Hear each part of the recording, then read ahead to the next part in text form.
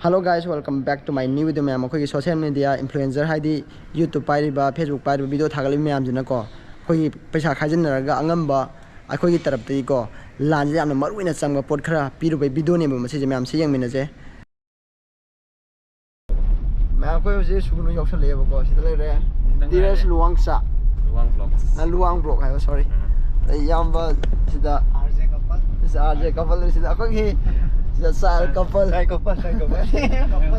Angara na biti kana ga thibo do. Darubin. Yamba. Hi. Okay. Koi ma no di sakti khang bidra ba. Yam de phawwa. Sakti khang bidra boy tang tara. Yamba ma kai pam na re king. Si yamina.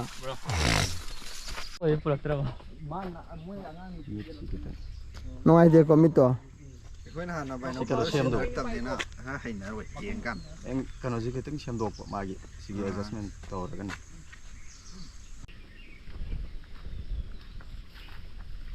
kada wa gi no yeng ija Ayam ni cuma tu ni. sidai di pu no re ka to dia ba he ka caption lo like le tha lo kan si Moi di mo si 200 watt. si di sai ga ka pho lo. ngan le ba Sai ga da. to pa ting hon de ka ka Sijim ga sigi binocular jiga. Rin ko thumma kan ko da ka le chalo pang adu moi khulla mani to ai da kai no gi su am tang khana Yang kai uge. Hidrobin deh. Hidrobin deh healing. Sini yang mana?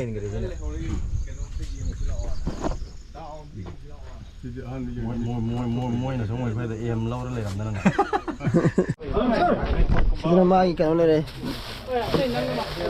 kai gi hila ko ya ro bo Sini. Sini boot ke ka, raincoat ke ka sele deh. ka ga du wa di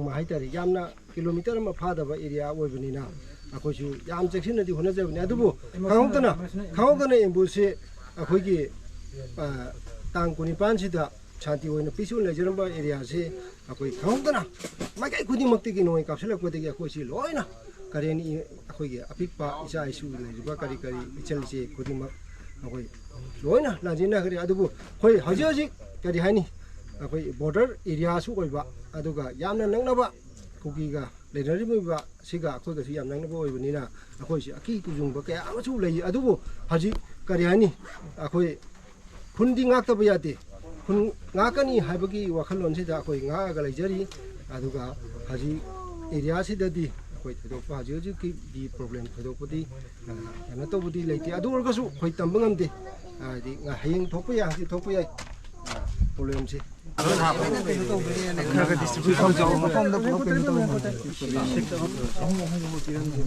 Khana si jo ni sa 6 keno do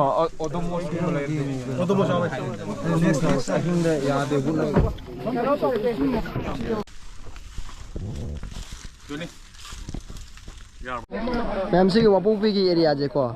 Kena pose thilak pada mi atop am thilak pada do su yo bungam da mafam ni hai ba do yamna nongai moina jam thagar pi re ko sigdam ta thagar se ma'am jo angam mateng pang bi yana hajare sigi wapung pi ki area je sida ju ma'am mateng pang bi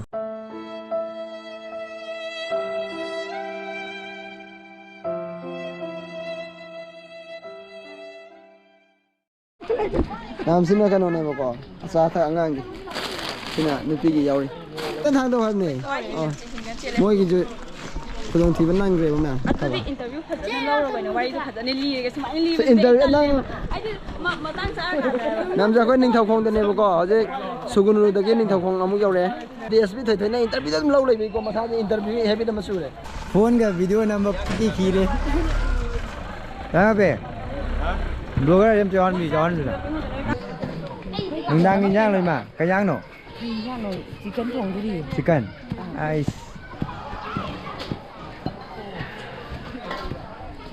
ai singa chi di chicken dia ta ma le yen da no yim je kai da tuibong farmamang meti le kai Sujanpu Sujanpu direct ma pham men poi dei ai je tum ma thong le noi da gi thang na ba kai do noi ha di noi khun do la na noi mai loi cha ka bo Lối cha khởi là cái cha khâu được bác sĩ nó lối tiệm khai cái vậy cha ꯊꯣꯡꯗꯕꯁꯤꯡꯗꯣ ꯂꯣꯏ ꯇꯦꯝ ꯈꯥꯏꯔ ꯂꯣꯏ ꯇꯦꯡ ꯀꯥꯏꯁꯦ ꯖꯦꯁꯤꯕꯤꯅ JCB ꯗꯣꯖꯔꯅ ꯅꯣꯏ family ꯂꯣꯏ ꯂꯩꯔꯣ ꯁꯤꯗ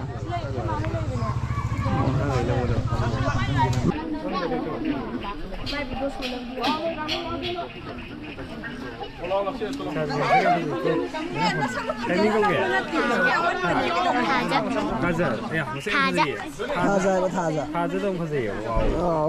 타자 I love you 하이드는 이게 롱가나 하니 I love you. I love you 하이드.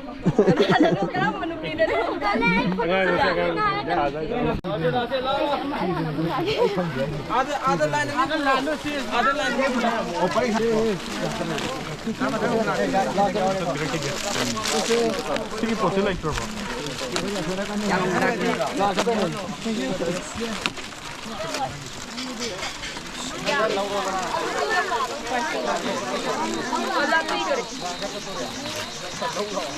야, 씨, 이병.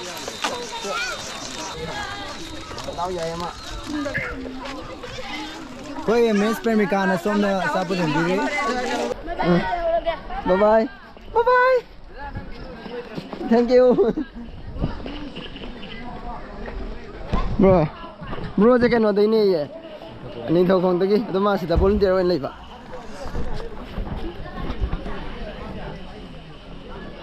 kune